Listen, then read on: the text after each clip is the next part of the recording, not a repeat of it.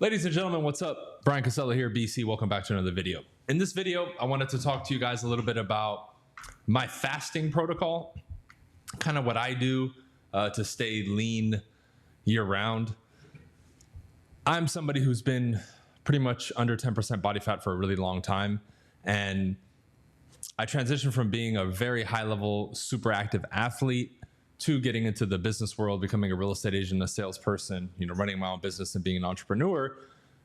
Yet I knew I wanted to keep my physique and still look good and perform at a high level, right? With boxing, calisthenics, and a bunch of other stuff. So as I learned and educated myself more on nutrition, I started to incorporate fasting because I know when we fast, our body can recycle dead cells, repair itself, and ultimately when we get sick, our body naturally wants to fast to purge whatever the issue is. So I've kind of, through my own experimentations, came up with my own system for fasting, and it's super simple. I think most people can do it.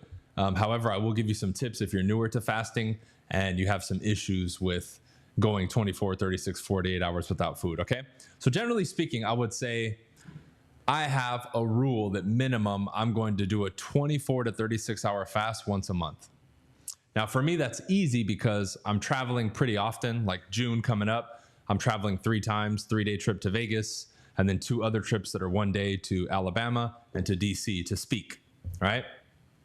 So typically when I do those days, like let's say I fly to DC and I come back that same day and I'm gone for the whole day, I'll fast those days, right? Typically when I travel, I'll fast. If I'm gone for 24, 36 hours, for me, that's the protocol. Hey, I'm going to go speak somewhere, come back, I'm good. And that's my fast. I'll have plenty of water, right? Typically when I travel, I'm not doing strenuous exercise or anything too crazy. I'm going to the airport, walking the airport, flying, landing, doing my thing, maybe entertaining some people, speaking, and then I'm coming back that night or the next day. So my rule would be, hey, if I come back the next day, I can break my fast after I come back and I will have successfully done 24 hours, right? Now, if I come back the same day, I just come home, I chill, and then I eat the following day after my workout or in the morning. So the 24-hour once a month is a pretty simple one. Now, once a quarter, I'll typically do a 48 or 72-hour fast where I'll go 2 or 3 days without having anything. And when I say nothing, I'm not having 0 calorie like energy drinks or none of that stuff. I'm not having anything except for water. The only thing I'll have if I go past 3 days is I'll have herbal teas, which I know have vitamins and minerals and that kind of stuff, right? Because if you go longer than that, you definitely want to give yourself something, the electrolytes and that kind of stuff, right? But I'm not going to cover that in this video. Once a quarter, it's a 48 to 72-hour fast. Once a month, it's a 24-hour fast, like a 1-day fast. Pretty simple, right? Nothing crazy. I'm already somebody who's very lean. I eat and live clean anyway, so I don't have to do all these fasts all the time. Now, if you're listening to this and you're newer to fasting or you have issues, of course, legally, I have to say you have to consult with your doctor because I'm not a professional and I can't give you advice, right? But aside from that small percentage of people who have extreme medical conditions, one of the best things you can do to build a stronger mindset and really start to clean your body, get rid of brain fog, and some of the issues that you have, it could be aches and pains, it could be a bunch of stuff in your blood, is to fast, y'all. Fasting is one of the best things for your body, right? I recommend if you're somebody who doesn't have a good diet, that first you start to work on your diet, supplement, do what you need to do to at least get a good, solid understanding and get a complete, we can say, fulfillment of what you need in regards to the balance of all the vitamins and nutrients and minerals that you need. I know today's society makes it really difficult. We have a lot of processed foods, a lot of temptation everywhere, but you want to make some strides and some steps towards that because it's going to help you feel better, right? Because the biggest issue with fasting with most people is the mind. They have all these addictions and cravings, and it's so bad that they just can't not eat for 24 hours. They find it virtually impossible unless you were to isolate them out of their normal environment and take them somewhere and literally put no food around them and occupy them and have them walk and do a bunch of stuff, right? So it's as much internal as it is external, and we have to work on that and we have to improve it. Okay, so we have the 24-hour fast. Now, if you're new, right, first start with what they call intermittent fasting. Start with hey, you know what? I'm going to eat dinner at 7 p.m. and then I'm not going to eat the following day until 10 a.m. or noon, right? That way you already have like a 15 to 17-hour window.